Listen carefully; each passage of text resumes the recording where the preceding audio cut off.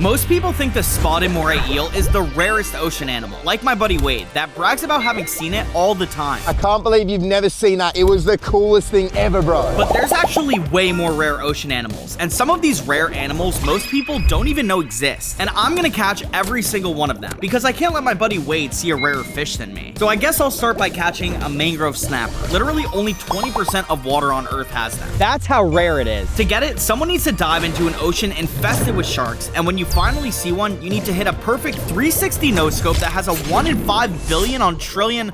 I don't know, but it's super rare. Before we get in the water, I'm going to need some tools to help me. So here's what I'm bringing. Wetsuit, gloves, mask, dive knife, weight belt, fins, and my weapon of choice, my bow and arrow. And now it's time for Wade's gear. I've got my mask, I got my big knife, my weight belt with a belt reel on it. I've got the cannon right here, big spear gun, and I've got my dive fins right here. With all our gear ready, we began hunting our first rare fish, but along the way, we ran into something you don't see every day that tastes delicious. The first thing I do when I see a lobster in the hole is usually just check out the area, because if there's one, there's almost always gonna be more, and right in front of us, we've got a pretty big one, but under the rock, we've also got a couple really massive guys. If I were to just reach my hand in there randomly, it actually would be counterproductive, because they are so shifty that they could wind up going back into a rock where you can't reach. So rather than me just like try to rush in, I'd rather do a lot of recon and figure out exactly where the holes are on the rocks. Here I reach in and I actually see a couple of antennas, and I pull out the smallest lobster in existence. It's almost funny. This guy's obviously way too small to be legal. I'm sure he's delicious, but we're gonna have to give him more time to actually grow. Right next to him was a hole with another guy. It looks like he doesn't really have anywhere to go, so I'm really just trying to time him, and when I finally decide that I'm gonna strike, he just completely dips out on me, and he's just running for his absolute life. The cool part about these is that they eventually wind up coming to a rock where they can't continue to back up. That's usually the best way to catch them, but sometimes they go right into a hole where you can't really do anything. Sometimes lobsters will drop their legs whenever they're stressed out, and you can see all of his legs just sinking to the bottom, and I also figured he was too small that I wouldn't be able to eat him. But the legs coming off is actually a good thing, because it's gonna attract fish into the area that I'm looking to eat. This juvenile Goliath grouper is a perfect example. He's just chilling in the rocks, eating all of the fish that swim by, eating the little pieces of lobster that fall off. Unfortunately, these guys are protected, so I'm not able to shoot it, but it really is beautiful, and they could get as big as a small car. When I was done playing with the fish, I looked up and saw that Wade was shoulder deep in a hole, and his big problem is that he's actually way too big. He's too large to actually fit in most of these holes, which is kind of where I have an advantage. My hands are a little bit smaller, and I could just kind of reach in. Here you see like a bunch of lobsters piled up. It's basically easy money for me. They really don't have anywhere they could go, and I was able to rip one out that was a pretty good size. Before I even had the chance to go back to the boat, I see a lobster out in the open, and I was figuring I was just gonna grab him, and that's almost impossible. It never winds up working like that, and he wound up backing into an absolute honey hole with just so many more lobsters. What a lot of people don't know is that these are Florida spiny lobsters, and for that reason, they don't have claws, but they have spikes all over their bodies, specifically their antennas. That's what they're gonna be using to defend themselves. As you're trying to grab them, they're gonna try to whack you, and that's why it's so important that you have gloves. If you don't, and you're going lobster and your hands are gonna get all cut up, it's gonna actually be really painful. The scariest part about catching lobsters is that there are giant moray eels all throughout these rocks, and it's very easy for them to come and bite you because they're also eating the lobsters on occasion. I was chasing this guy, and I thought that this was a moray eel head, but then when I grabbed it, it wound up being a tiny nurse shark. You're actually allowed to eat the nurse sharks. They have to be 54 inches and caught on a hook and a line. This guy was a little bit less than 54 inches. I really just wanted to show him this guy for the first time in his life, and then we wound up letting him go. This last lobster was the one that really did it for me though, because as I was going for him, he kind of just got into a really good stride of swimming away from me, and people think it's so interesting how these guys can kind of just do little bursts of energy like that until really forever. That's how they swim. He thought he was camouflage in this patch of grass, and then he like came right into my hands. Now that we've got our lobster for the day, it's time to catch a mangrove snapper, which is the least rare fish we're gonna catch because we're going all the way up to 0.1% catch rate. At first, Wade and I were really trying to stick together because we're in a pretty sharky area, and it's just safe in case a 12-foot bull shark comes out of nowhere, but before we knew it, we wound up getting separated, and I was on my own. Eventually, I wound up being led to this pretty big porcupine fish, and these guys have a funny behavior. They'll often go take shelter in the rocks, but they're not very fast, and in this instance, kind of just cornered himself and made it so that I was able to grab him pretty easily. Porcupine fish have spikes all over their bodies, and they start puffing up really, really big. A lot of people confuse these guys with pufferfish, but it's actually an entirely different species. Pufferfish oftentimes are poisonous, and if you eat them, you'll wind up dying. Porcupine fish, on the other hand, their main defense mechanism is their spikes, and while it does kind of hurt to hold them because they're so spiky, it doesn't hurt too bad if you have gloves. I wound up letting this guy go, and he went back to his rock. After a bunch of swimming around, I was finally able to locate the mangrove snapper, and lucky to say, I got a really good holding shot on this one. I shot him right through the middle of his body.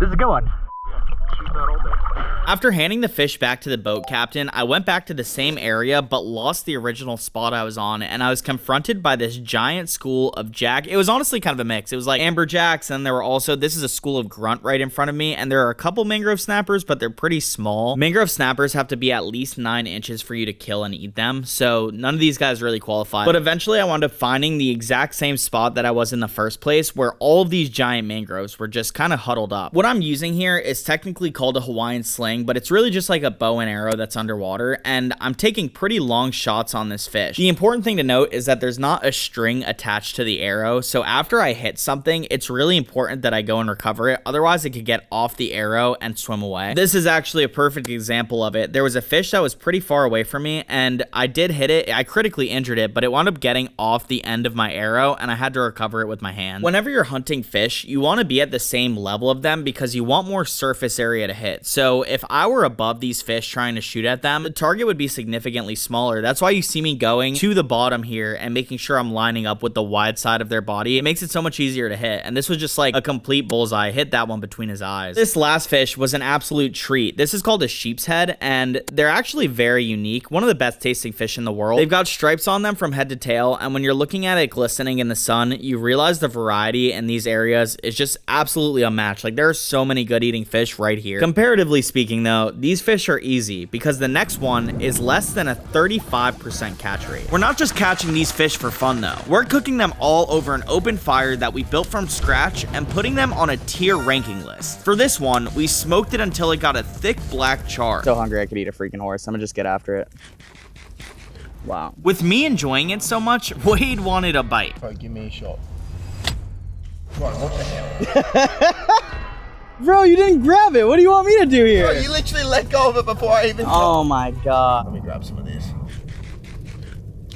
Pretty good. Very hydrating. Hydrating? I've never heard someone say that about me. Yeah. Needless to say, this smoked mangrove is amazing, earning it a B on our tier ranking list. Now that our bellies are full, we're heading to our next hunt. There's just one catch about it. This next animal that we're hunting is by far the most dangerous because it's a moray eel. They're known to get up to 8 to 10 feet long, have 2 sets of jaws, and most importantly, they attack divers completely unprovoked, so they're pretty scary. I took a shot at this little fish, and I actually hit the fish, but the arrow was too heavy, so it just went right through him, and as I was looking down to where my arrow went, it must have made some vibrations in the ocean because it wound up attracting a shark. The good news is that this is a nurse shark. It's probably the least dangerous of all of them, even though they can attack you. It's very, very rare. They really don't. They're kind of like the chillest shark in the ocean. I like to always compare them to puppy dogs. I started following it, and he started just going along this trench. For the most part, these sharks eat crustaceans. They will eat fish, like anything they could get their hands on, but for the most part, their diet is like lobsters and crabs. That said, the eels live right next to the lobsters and crabs, so I was pretty confident that this guy could lead me to something. After following the shark for like 5 minutes, Wade and I went to the bottom of the ocean because we felt like in the area, this was a good environment for an eel to be, and that's when out of the corner of my eye, I finally saw something that looks like it was going to be promising. And little did I know, it definitely was. This is a moray eel, and oh my god, he's so scary. Just looking at him is terrifying. He's actually a pretty big one, and he's hiding under this rock. If I had to guess, I would say he's probably about 7 feet long. But before I catch this eel, I have got to tell you about the sponsor of this video, Fishing Clash. And as a guy who catches fish for a living, I have strong opinions. I've caught fish with my bare hands, in the rain, and just about any way you can imagine. But this game lets me catch a 400-pound marlin from my couch, and honestly, I get the same rush. But here's the part that got me. Oh, real! This thing is huge! That boat is sick! I've unlocked like 6 of these spots, and apparently there's 50. And then it got personal. Joel773, if you're watching this, I will find you in the arena for revenge. It's clan versus clan, real time, and I have never wanted to destroy strangers more peacefully in my life. Jump in and fish with me. You can click the link in the description or scan this QR code, punch in the code NickKratka, and you get a $20 starter boost completely free. Then drop your biggest catch in the comments because I will be checking. Fishing Clash. Clash. Download it now for an amazing time. Link and code in the description. Free $20 boost. Go, go, go! Well, this was fun, but now I've got to go back to catching fish the hard way. The scariest thing that could happen right now is that he absolutely rushes me, but he's feeling pretty territorial. He's really not coming out of his rock. One bite and he could literally, he could kill me, this eel. I want to make sure that I have a good shot at him and that there isn't some hole that I'm not aware of that he could escape from. After looking at him for a good bit, I decide to go back up to the top of the water, take a deep breath, and then come back down for what I'm expecting to be an execution of him. I line up my shot and finally I decide that I'm going to take it and I hit him. He starts freaking the hell out. That's what all this sand is. It's him like squirming and worming around. And I can't elaborate enough. This eel was so freaking strong. Like, I was trying to pull him out. I had my hand on the rock. I was trying to swim up with all my might. And rather than the eel coming up, the arrow just popped out of him. And I was like, oh my God, no. The good news is that when they're hurt, they usually don't run and they'll stay in their little rock structure. So I went back down and had the arrow in hand. And here's my buddy. He's just putting a flashlight in there so I could see him pretty well. I take another shot and I hit the eel again, but it was kind of the same. I was pretty sure he was wrapping his tail around a column in that rock. He just wasn't leverageable. Like, no matter what I did, I wasn't able to pull him out. And because of that, Wade had some things to say to me back on the boat. Bro, what happened down there? You just blow that eel or what? Let me tell you, that eel was bigger than you, bro. If you were in the water, he would have taken a bite out of you. I would have liked to see you even try to get something like that. We need to give the eel an F on our tier ranking list since we couldn't catch it. And for our next fish, we can't kill it because it's protected. So the mission is to take a selfie with it. And that way, we have proof that we saw our 25% fish. There's just one catch about this next spot, and I'm going to let our boat captain, Dylan, explain it. Dylan, what's the best way to find one of these guys? So we got two options for that. We're either going to try the reef, which would be a little bit more sketchy. How sketchy are we talking right now? Like 1 to 10, about a 9. What's over there that's so sketchy? Maybe a shark or so here. What is the other option? Other option, we got a cool wreck that we can go dive, a little bit more laid back. Damn, man, I don't really want to go anywhere too dangerous. Bro, we gotta go to the sketchy part. Let's go find ourselves some sharks. Bro, I swear every time Wade is just like, let's do the more dangerous option. We'll be fine. If you guys don't know, in Australia, which is where Wade is from, sharks are literally everywhere all the time. Like, how often do you see a shark when you're on a dive? Every dive. All right, bro, if a big shark comes, you're gonna be protecting me, all right? This might be the last time you guys ever see me with all my limbs. Please subscribe. I really don't want to die before I hit 10 million followers. Getting into the water right now feels a lot like signing a death wish, because anytime you know there are bigger predators in the area than you, one could take you out without you even realizing it's next to you. And I would say that feeling is pretty valid, because right when I got in, I found an 8-foot lemon shark. These guys can get way bigger. I'm actually lucky that this one is only 8 feet, and you could tell by his demeanor he's not really super frustrated or actively hunting. If he were swimming fast and his fins were angled down, that would mean he is in hunt mode. But he wasn't, which kind of made me feel a little bit more safe. And then I was surrounded by a school of jack, which I thought was going to be the end of me finding predators, until I ran into another shark, except this one was a little tiny reef shark, which is good and bad news. The good news is that he's probably not going to be able to eat me in one chomp. He's only like 4 feet long. But the bad news is that these little guys are actually more aggressive than the big sharks because they don't have as much experience. Anyways, I didn't want to pay too much attention to that because I was right around this shipwreck. And traditionally, shipwrecks will house massive sharks, like up to 13 to 15 foot bull sharks. They even get up to 18 feet. So I really got to make sure I'm staying on my toes. Like, there's no lacking, and if I do lack, I'm gonna get eaten, literally. Another thing that I really have to pay attention to is shallow water blackout, because you have to remember, we're not wearing oxygen tanks or anything like that. So if we're underwater for too long, we come up, get some oxygen, and then we take a dive without resting on top for a while. Our bodies will feel like it has enough oxygen to stay conscious, but then when you're underwater, you'll just completely black out. So it's really important that I'm timing my dives accurately to make sure that I don't accidentally like pass out underwater. This particular shipwreck is an oil tanker, and it was sunk in the 1900s, and you can see that there are a bunch of little cracks and crevices all throughout it, and in those cracks are usually some really nice fish that you're able to shoot and eat. My game plan right now is kind of to just map out this entire place. I'm seeing a lot of different fish. Some of them I could eat, some of them are trash fish, but more than anything,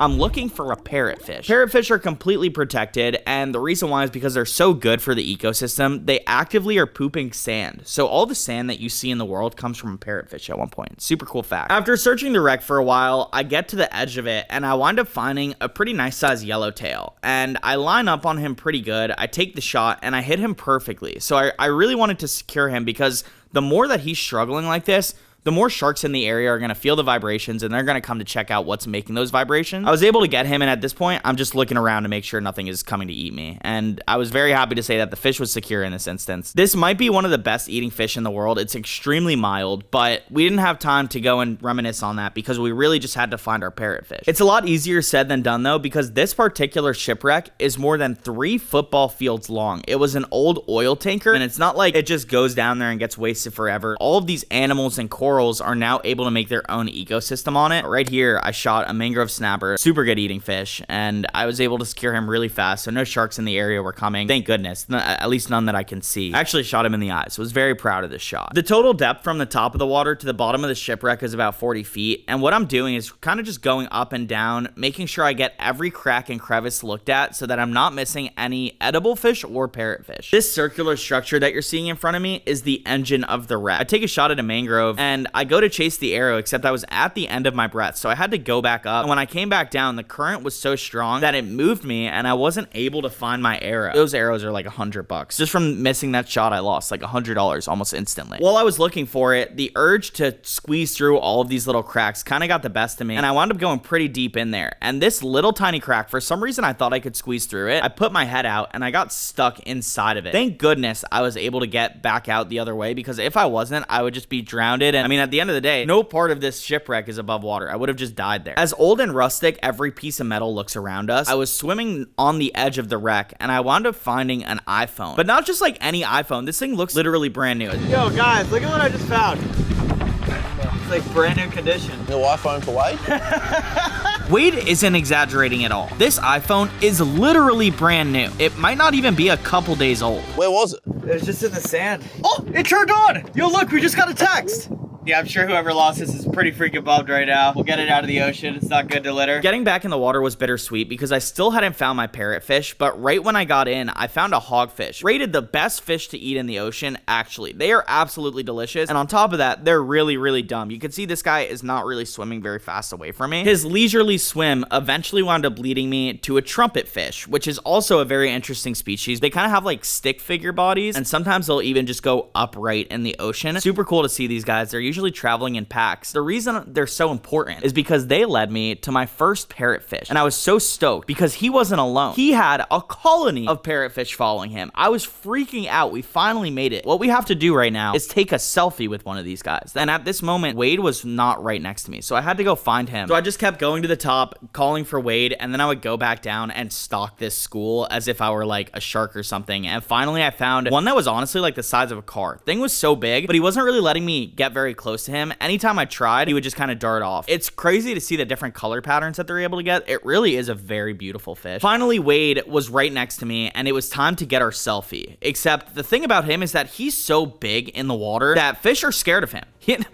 Everything is actively running from us. And after about an hour of trying, we both just took a dive down, turned around, and then right here, 3, 2, bingo.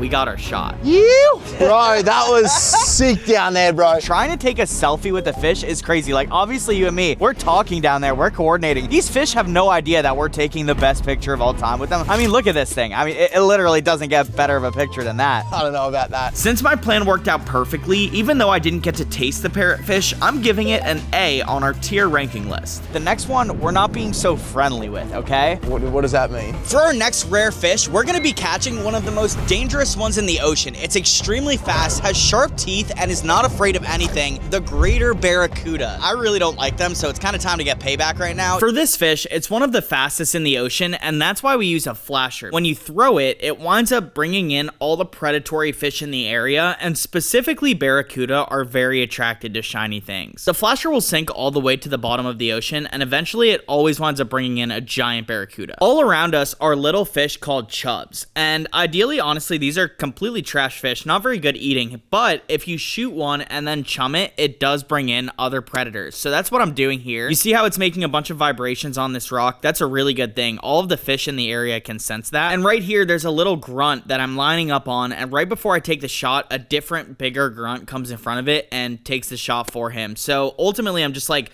collecting these small fish so that I could tear them up and bring in a barracuda. Before you know it, it wound up working, and I got a pretty good size one. And right when I go all the way down to the bottom, I line up on him, take a good shot, and hit him.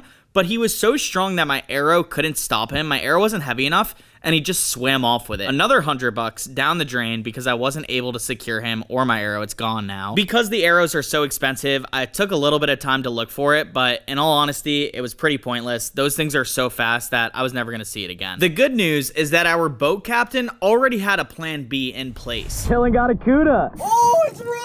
Bro, this thing's freaking huge, bro. Get him in, Dill. If I can get up. Nice, bro, nice. That's a nice one, dude. Oh, let's go, Dill. Let's freaking go. This thing is so freaking insane looking. Something really cool about these fish, they are so fast in the ocean that as you're catching them, sometimes they'll actually cook their own meat just from how fast they're going. If you want to eat a barracuda or like a lot of mackerel species, you're gonna have to secure it and get it on ice ASAP, which we did pretty good. Dylan did a great job catching this guy. You're not really supposed to eat them. They're pretty disgusting, for lack of a better words. In Australia, we wouldn't even touch these things with a 10-foot pole, brother. I'll go in first. You eating a CUDA like that's crazy, bro. It was pretty fire. I'm gonna hold out in the raw CUDA. Bro, what the are you talking about? You gotta eat something. Bro, I got something for you. I snapped off a little bit of CUDA, cooked it a little bit more, and I've got myself my signature coconut CUDA that's actually cooked and not raw. Wade's coconut CUDA is something he's particularly proud of. A piece of smoked fish eaten with a bite of sweet fruit. It's definitely creative, but is it actually tasty? Man, this thing's gonna go off. Let's give it a shot. That is good. A little bit of sweetness from the coconut, smoky flavor. Give that a shot. Wow. The coconut adds like a nice crunch and texture to it, and also like a good bit of sweetness. Like as you bite into it, the juices kind of come out. That is how it's meant to taste. It's still a barracuda. What are you sucking on, bro? What is that? This is the fish bone. Use it as a toothpick, bro. Let's catch our next rare fish. All right, let's go. The coconut added just enough sweetness to get this rating up to a B tier. But our next fish is the rarest one to catch yet. So I'm wearing a military grade camouflage wetsuit to make sure he never sees me coming. All right, I'm officially in the camo wetsuit. This is the first time Wade is seeing it. Bro, what do you think? Bro, this is outrageous, honestly. Do you think it's gonna help me? No, bro. Say what you want about this suit. I am 100% confident it's gonna help us catch fish right now. While you're out there swimming, scaring everything, I'm gonna be completely blending into my surroundings. I don't know about that, but yeah, good luck. Whether Wade believed in the wetsuit or not, it's time to get in the water and put it to the test. Getting in the water had me feeling as ridiculous as I looked, because even though it was a perfect camouflage, it is entirely uncomfortable, which is like probably the most important thing when you're diving. Naturally, we're supposed to be on land as human beings, so anytime you're in the water, you're putting yourself in a completely different environment. And when you add another variable like a suit made of construction paper, might as well be, it just gets a little ridiculous. And to add to all the fun, there was a nice sized lemon shark that was actually pretty fired up. He must have been about 7 feet right below me. I can tell he's fired up because he's swimming pretty fast and circling me. He's not really just going in one direction. And at this point, I just want to show him who's boss, so I swam down to him. I never want to run from a shark when I see it. That's gonna put him in predator mode and put me in prey mode. My original plan was to go to the bottom and try finding this elusive fish all on my own, but every time I went down, the buoyancy of my suit was so great that it would just shoot me right back up to the top. So that's when I handed the camera to Wade and I was like, hey man, go to the very bottom and I'm gonna meet you down there. And that actually worked. I was able to get down there and I was kind of just holding on to him, but without being able to move myself, I was in a super dangerous situation. And you guys know how important safety is. Safety always comes before everything. So we had to re-strategize. Bro, I'm literally drowning in this suit. This is so comfortable. This is like, I got this like a year ago, and it shrunk it in there. Bro, I need to hold on to you. Bro, you might be camouflaged, but you're not even moving, bro. Hey, when you're in the water, you need to be close to Bro, I'm getting back on the boat, bro. My mobility was so terrible that I had to get towed back to the boat by a safety diver. So that's what this guy's hand is. He's literally just pulling me back. At this point, we're looking through Wade's GoPro because I had to rest up top, and he's lining up on a really nice mutton snapper. He actually hit it perfectly. It's a great holding shot, but that shark was still in the area, so he had to get this thing up in his hands ASAP. Lucky for Wade, since he lives in Australia, he's used to dealing with sharks. Boys, I just struck a mutton snapper, first one ever, so profit on that. Cheers, big dog. The shark came right up close to him, and he really wasn't afraid. He actually just scared it off because he pointed his spear at him, and he was loading up to find that cubera. In order to do that, he went down to about 60 feet in depth, and two pretty nice sized jacks came up. These are really good eating fish, but when he went to go take a shot, he realized that the safety on his spear gun was on, and by the time he switched it off, those fish were gone. He returns back to the top, and he's kind of just assessing his environment. We're in a really good visibility area, which is always huge for safety. He's able to see his surroundings and see if there's a big shark coming for him. He sees a pretty big shadow from the top, and when he originally goes down, it's looking like it could be a cubera, but then when he gets closer, it winds up being a red grouper, which is out of season, meaning it's illegal to shoot right now. And then that other fish next to him was another species of jack. Funny enough, the jack were really in today because here's a giant school of them. He lines up and actually hits the biggest one in the school, but not only that, he hit a little chub that was in between, and he wound up having two fish on his spear gun at once. There's good news and bad news here. The good news is that the jack that he shot is so big that it's gonna be enough to feed people for days. I mean, this thing must be close to 15 pounds. The bad news is that it's bleeding all over the place in a shark infested area, and if he doesn't get it out of the water fast, big sharks are coming for him immediately. Lucky for Wade, he doesn't back out of a fight, and he reloads his spear gun and continues to search for this cubera. Right when he gets to the bottom, you could tell he has a very calm demeanor, and something he does really well is hold his breath. Wade has an impressive lung capacity. He must be down there for 2 or 3 minutes at this point, when finally another big jack winds up coming across his plate, except this catch wasn't as dramatic because he stoned him on impact. Pretty much what that means is that the spear severed his spine instantly. It just made it so that it was an easy catch. He pretty much just brought it in. This fish is trying to go somewhere, but none of its muscles or bones are actually working. Even though we weren't able to get a cubera, this is a delicious fish, so we're gonna count it. Bro, you're just hooking into that. Bro, I'm starving over here. Honestly, don't get me wrong. I'm gonna catch a rare fish in you, but I'm glad you got this because we wouldn't be eating anything right now. You like it? Yeah, I rate that. I feel like a little bit of flavor would be gas though. It's almost like Wade read my mind because right after that, he said this. I've got a little bit of a surprise for you, bro. This right here, guys, is some jack tacos. Crunchy shell, fresh produce, and loaded with cheese. This meal Wade crafted should hopefully elevate the ranking quite a bit. But before we taste it, Wade has more to say about the fish we've been catching. Some of the fish, bro, out here in America, I don't know. Cheers. Cheers, bro. Let's get it down. Oh, No good. adds a little bit of crunch, a little bit of onion. That's the best, bro.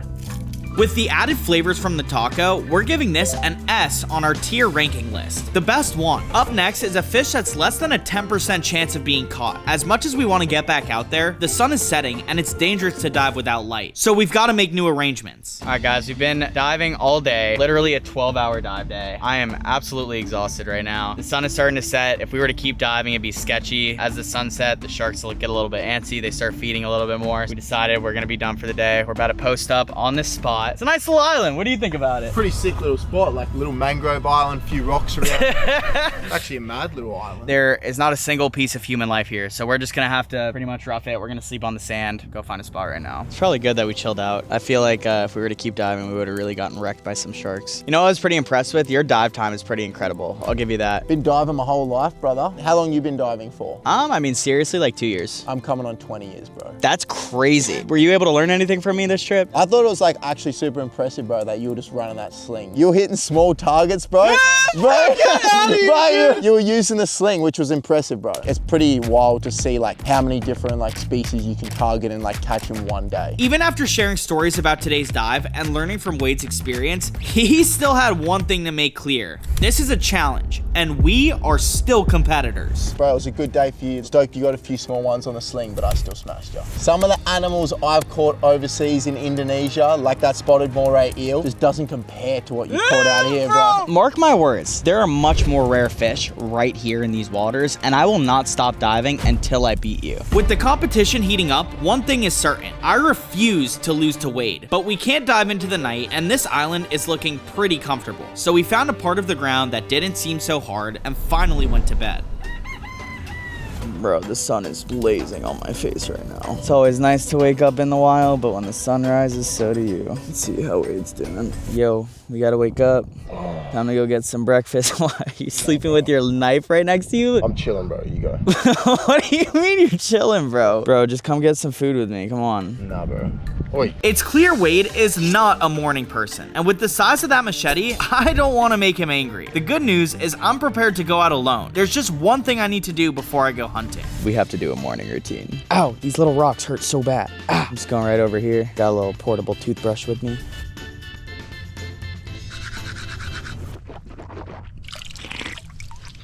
The view doesn't get better as you brush your teeth. This is literally peak human experience. So normally I definitely prefer spear fishing. It's my preferred method of catching fish. But right now it's pretty early. Wade is still asleep. He's way more experienced of a diver than me, so I want to wait until he's in the water before I actually get after it. We're gonna try a different method than we normally do. We're gonna go fishing, specifically trolling. Trolling is a fishing technique where you slowly pull bait or lures behind a moving boat. The goal is to cover as much water as possible until something decides to bite. If you're lucky, you can catch a massive blue marlin within 10 minutes in the right area. Unfortunately, as we were trolling though, we ran into a huge problem. What the hell was that? That sounded really bad. Let's go see what happened. What's going on? Got a little bit of trap rope in the pilot right over here. The trap rope in our engine is more than likely from another fisherman that left it floating in the ocean. And now, it's completely broken down our engine. Either this is gonna ruin our plans, or be a small speed bump on our way to the 0.1% fish. Is the engine all right? Yeah, the engine will be fine. While Dylan and I were dealing with our engine failure, Wade was back on the island finding breakfast. I slept in, guys. That sun felt way too good. Little coconut down there on the shoreline. Let's go grab that. Man, that's a gift from the gods. Try to make our way down here.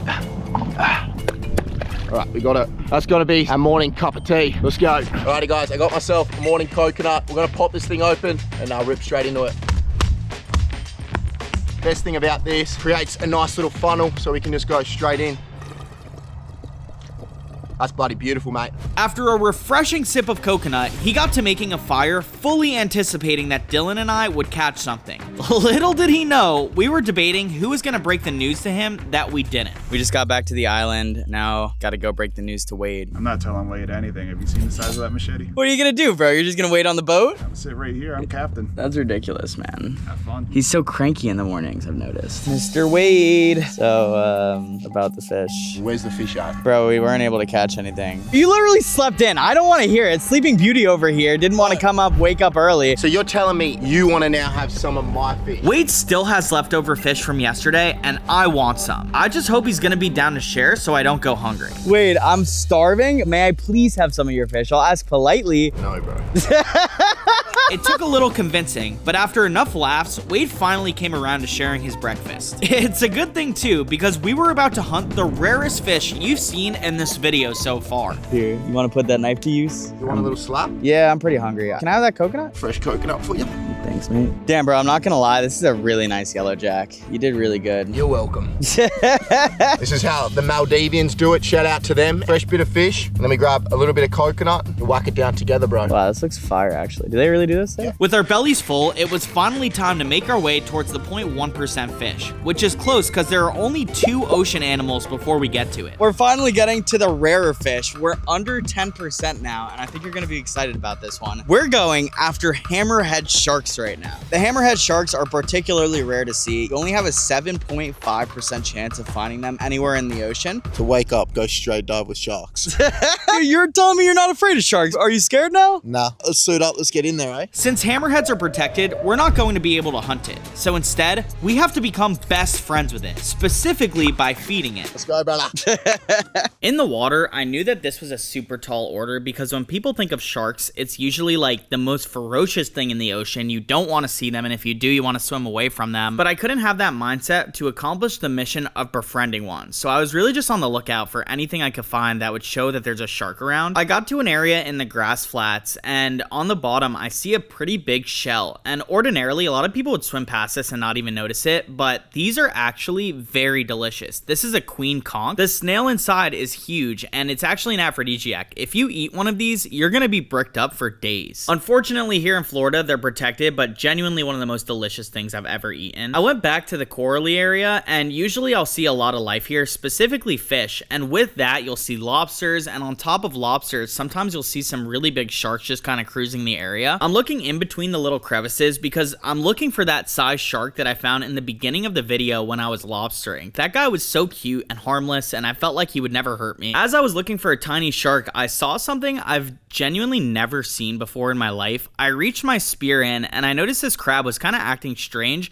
He wasn't really running, he wasn't trying to camouflage from me. I poked him and he was just able to come right out. Usually the crabs here look a lot like king crabs of some sort, but the back of him had a spotted pattern that was very unique. I've been on thousands of dives in Florida and I've never seen one of these. It kind of looks like a cross between a stone crab and a spider crab or a clinging crab. Now that I had a proper look at the guy, I decided to let him go and live out his life in the deep blue sea, and I waved him goodbye, made sure he was in a safe spot so that he wasn't just like out in the open. He is now able to camouflage next to that sea fan, and I got right back to my mission of befriending the shark. Now obviously I've been swimming around for a while and I hadn't seen anything, so I lined up on this yellowtail, took a shot, and it was actually a perfect hit. I hit him right between the eyes, and the reason this is such a good shot is because it doesn't actually mess up any of the meat anywhere on him. I was also pretty stoked because this fish is so delicious and we're kind of stacking up on them at this point. This is like our third one today. They're called yellowtails, and you could tell that they're a yellowtail because the end of their tail is like a bright yellow, and they have that very prominent stripe all throughout the middle of their body. And as always, anytime you shoot a fish, the vibrations will go out, and it actually did wind up attracting a shark. This is a pretty big nurse shark, and I would even bet my bottom dollar that it's pregnant, because if you look towards the bottom of it, it looks like it's a little bit fat, and usually these sharks are pretty lean unless they're pregnant. The only problem is I think we can all agree that she doesn't really look like she wants to be my friend. She's swimming away from me pretty fast. At first I abandoned the thought of befriending it, but then it wound up coming back. It came so close to me that I was able to touch its dorsal fin, but still, I wouldn't say that we're friends. If anything, we're frenemies, and she's just trying to steal the fish that I catch. Dylan, on the other hand, had some better luck because he's using a spear gun, and just like I did a little bit earlier, he winds up spearing a pretty nice yellowtail. This fish starts freaking out, and it's always so interesting. Anytime you spear a fish, it's like a homing beacon for where you are for the sharks. This nurse shark came right to him as if that fish was a dinner bell. Immediately, it just started trying to eat it, but it wasn't necessarily chasing it in a rude manner or was really aggressive. It was really kind of just slyly seeing if he could get the fish. Dylan and this shark were hanging out for the longest time. She's kind of just being a sweet girl, trying to get a little bit of food. Dylan was trying to feed her, but funny enough, the nurse shark's mouths are pretty hard to angle the food into. Overall, I would say that this counts as being friends.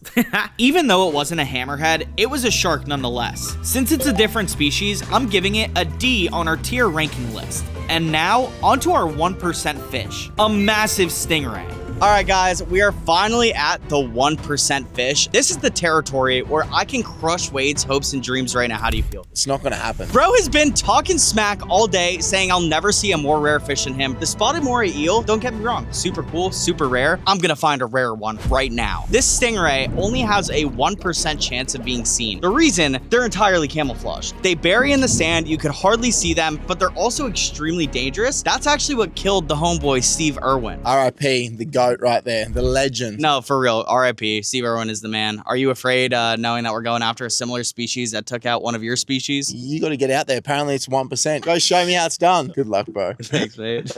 Right away, I'm thinking to myself, how the heck am I going to do this? So I'm at the top of the ocean, I'm looking down, and I'm not seeing anything that looks like it could even remotely be a stingray, which is a little bit of an issue because it's kind of deep here. Like, if I were to just go down and cover, I don't know, maybe half of a football field underwater, I would come up and not really get anywhere. That's how hard they are to look for, and I can't do that a whole bunch of times before the end of the day. So I had a new strategy. As I was swimming, I wound up finding a crab that was completely dead at the bottom of the ocean. I've never really seen this, and my guess is because it was just so cold that it wound up dying. So what I did was I tore it up. I decided to chum it. Stingrays organically love eating crabs. Like, they really do. And you could see this crab was all like kind of deteriorating, but it still had a lot of the meat inside. It must have been freshly dead. So as I was tearing it up, I was trying to be super intentional with like shaking it and making sure that the insides are really spread out. That way the current would bring all those little pieces of crab up and anything upstream would smell it. After that, I kind of just waited in the area. I found a lot of interest in this rock because it had just so much unique life on it. All these minnows feel protected by these different sea fans, and if any big predators come in, it could go into the rock. But the reality of the situation is that I really was just feeling bummed about this stingray. I was like, I didn't think that I was gonna catch it. And then, by the grace of God, right after I gave up, this happened. This way. Nick.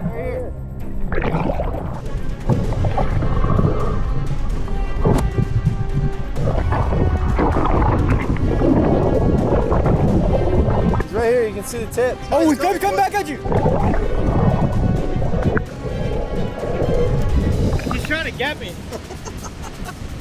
Get him on the boat. Let's go. That was awesome. That was fucking killer. That's how we do it, baby. That was crazy. That was good. Yeah, it got me. Nah, can you imagine? This is a 50-pound Atlantic stingray. With a barb long enough to pierce a man's heart and a wingspan nearly 4 feet, there's no question why these are the powerhouses of the ocean. With all the chaos from catching it, we were more than ready for a break. So we headed back to camp to see if it tasted as good as it fought. All right, guys, our 1% fish. We have an Atlantic stingray. These guys are incredibly hard to find, and oh, he's kind of heavy. I just chucked one of his fillets off, and it's time to eat it. A lot of people say that stingray is very closely related to like a scallop, but before we even get into the taste of it, Wade, how's it feel to be a big fat loser? I reckon I still got a chance a little bit later on. There is one more fish we have to catch. Well, at least find. This one is critically endangered, and it's only a 0.1% chance of ever seeing them. I don't even want to kill it if it's that endangered. It's a sawfish. Yeah, I don't want to kill it. No, we can't kill it. We would be in jail by the end of the day. The thought of seeing a sawfish is so exciting, especially considering they might go extinct in the next year. But before we get to that, we need to see if this stingray is an S or an F on our tier ranking list. This is what the meat looks like after it's cooked. Guys, this looks terrible. Look at this. That's a chunk of ash in there, bro. Are you kidding? I'm gonna just get after it. Raw stingray. I'm all good. Come on, man. I'll get a little side bit that's half cooked.